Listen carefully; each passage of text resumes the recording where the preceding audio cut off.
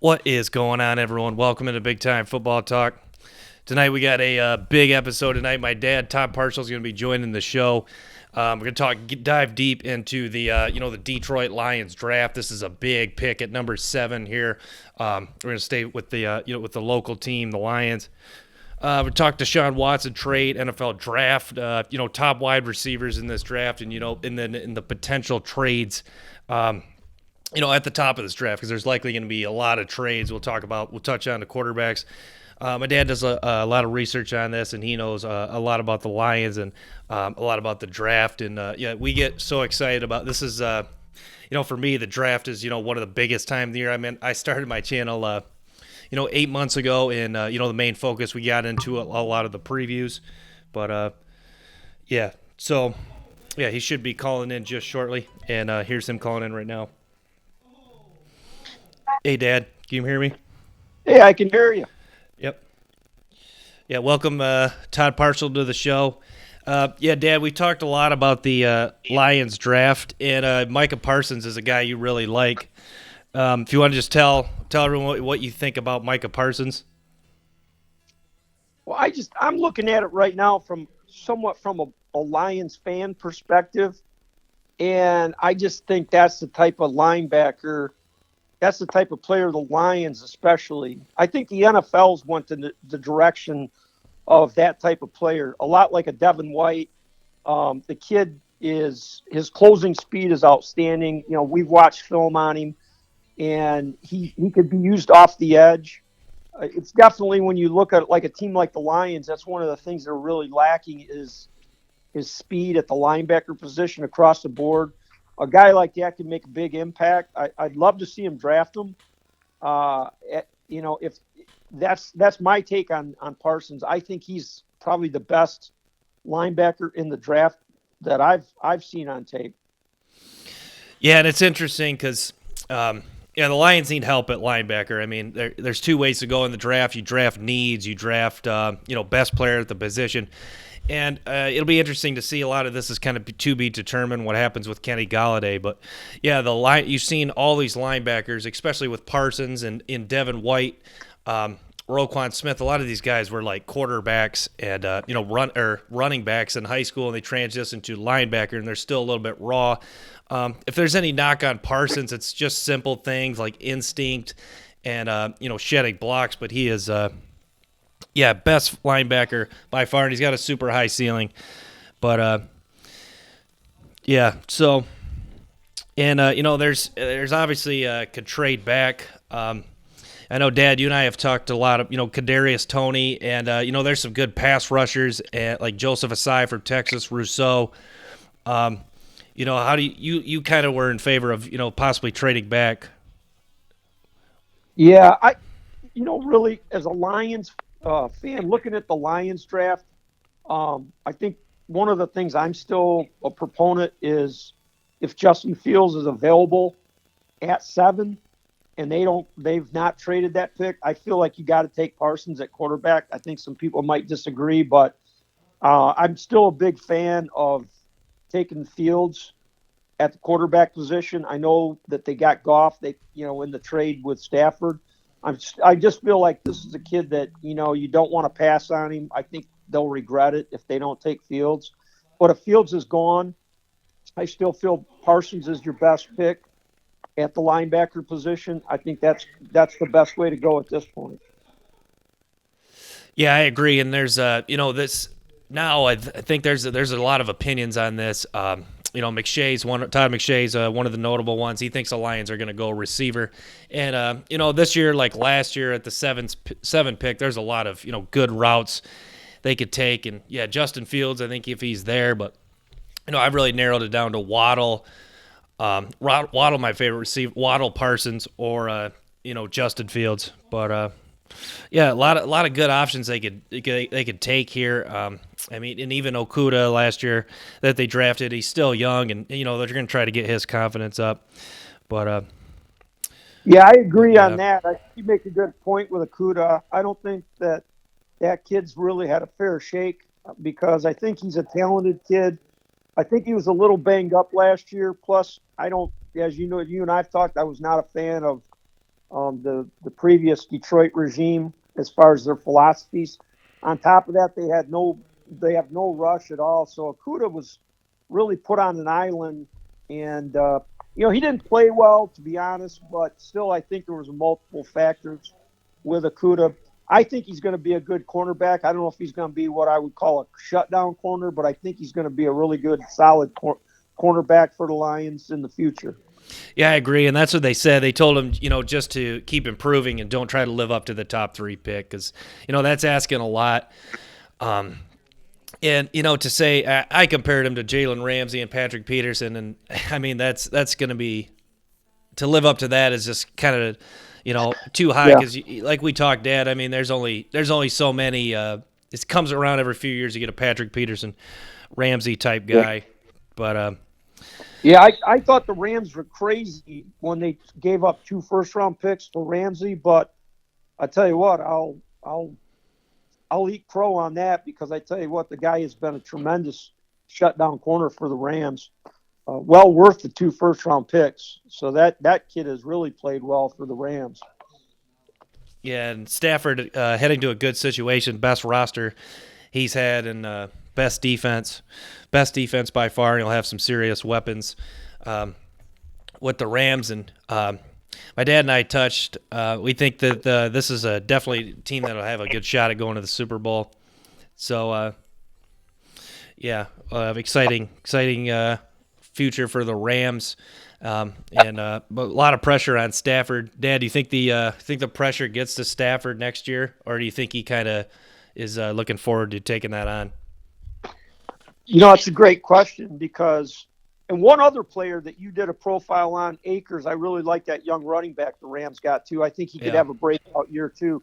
But as far as the pressure, that does bring up an interesting point because, one thing, I'm a big Matthew Stafford fan. I think he's he's a great character guy and he's been a tremendous talent.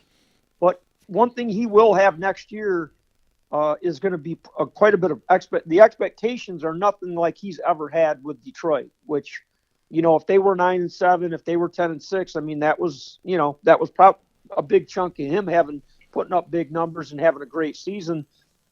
But the expectations were for the Rams next year. The expectations for Stafford are going to be, I really think, Super Bowl.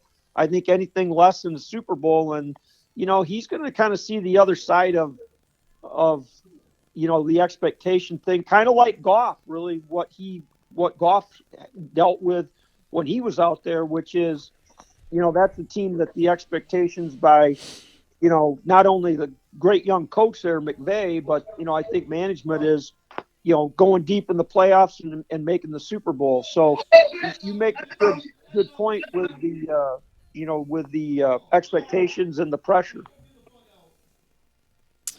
Yeah, and I think this has come as maybe a little bit of a surprise to Goff because he was I think he kind of thought his job was safe, and we talk about, I know, Dad, with the discussion with the Aaron Rodgers thing, and I know he was mad about it, but those organizations aren't really afraid to push the quarterback and kind of take some risks, and that's something I hope the Lions do. And it's a good start with the future. It's looking bright with the Stafford trade to kind of put the bow on that. But Dad, I want to touch on Deshaun Watson. That's the rumored 3 first-round picks is where the bidding starts. Do you think that's too high for Watson, a guy that still 25 years old, or what's your thoughts on that?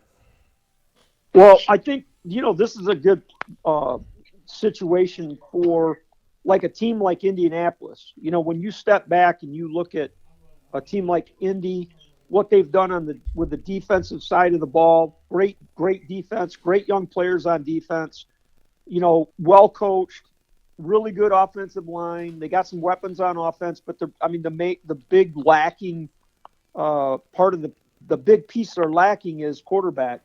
If they were to give up 3 first-round draft picks for Watson, look at what that would do for them next year. I mean, I think you got to put them in the hunt for the playoffs. So I mean, from a franchise standpoint, there's a handful of teams that's one of them. I think the 49ers is another team. I like their GM. I think the guy's done a great job of getting really good talented players. They had a lot of injuries. They're going to have a lot of people back ready to go next year. The problem is I'm not a Garoppolo fan. I just don't think that's the answer. If they put Watson on that team, I think you got to look at that as a whole different team with a guy like Watson with the different tools he's got. Those are two teams that I think of that if they pulled the trigger and gave up 3 first-round draft picks, I think probably for the next 2 to 3 years, it's not going to be that big of an impact on their team because they're going to be a contender. Yeah, I agree, and I've talked about. I think Kyle Shanahan's just a phenomenal coach. The fact that they were competitive this year without Garoppolo, and Indianapolis, they have so much cap space, and they have drafted just so well. Really quite the turnaround. Both those teams are so similar because it was just a few short years ago you were saying that those teams really lacked talent and a few great drafts. And, yeah, Dad, we talk about that. You build it. It's so crucial to hit on draft picks. It really can turn you around quick.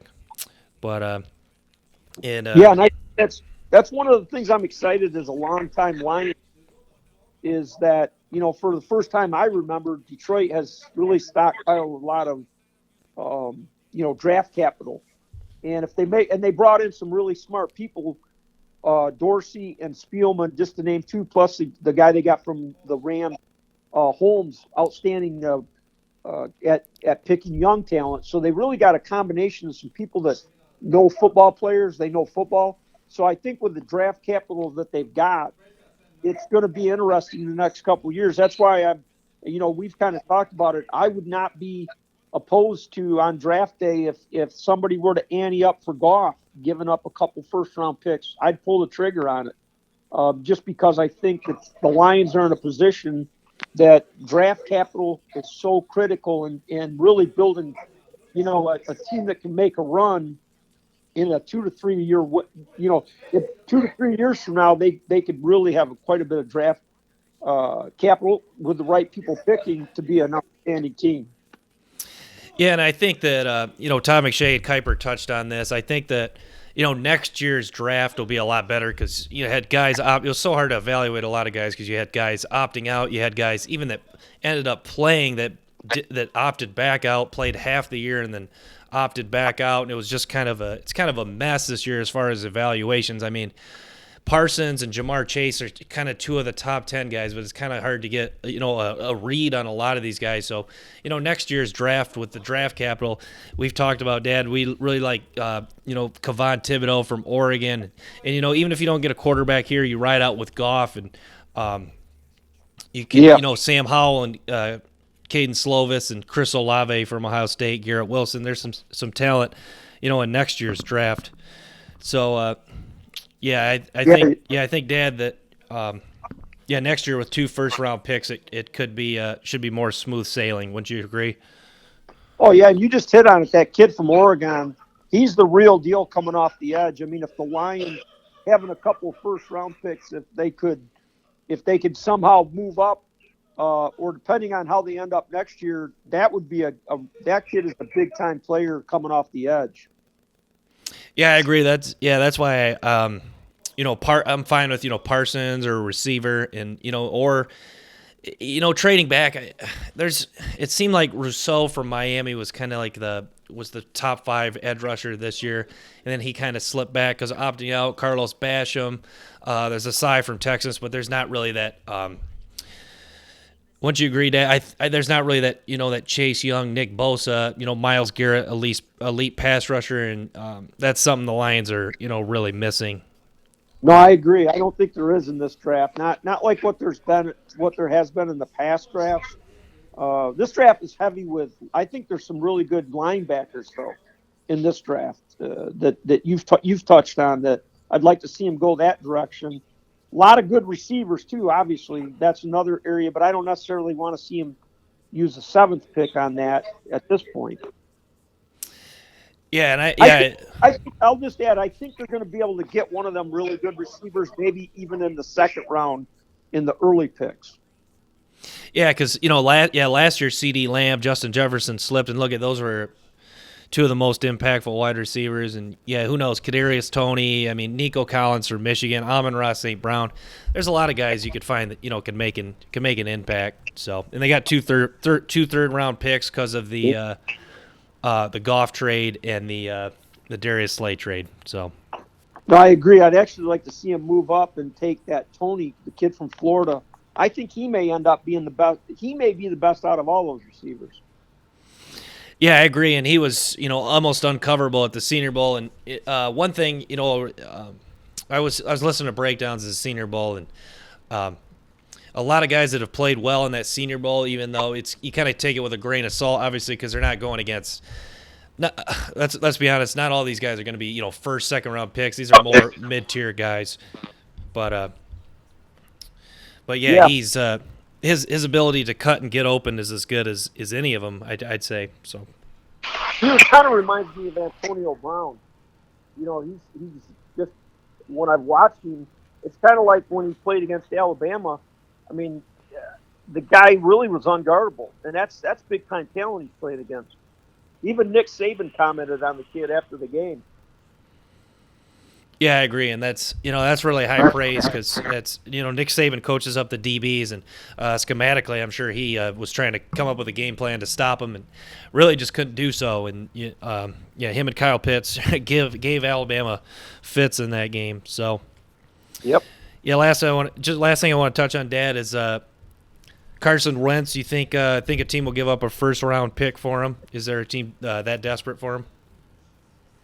I think there might be. I personally wouldn't. I'm not a big fan of his. I don't think I've never been a fan, but I think that again, there's going to be some teams on draft day that are probably going to feel like if they get left out, they're not able to pick some of the young quarterbacks if they're already gone, and you're still left there without a quarterback. I mean, Wentz probably is going to be appealing to somebody with his contract, though. I just personally, I don't see how I don't think he's tradable, but I guess we'll see.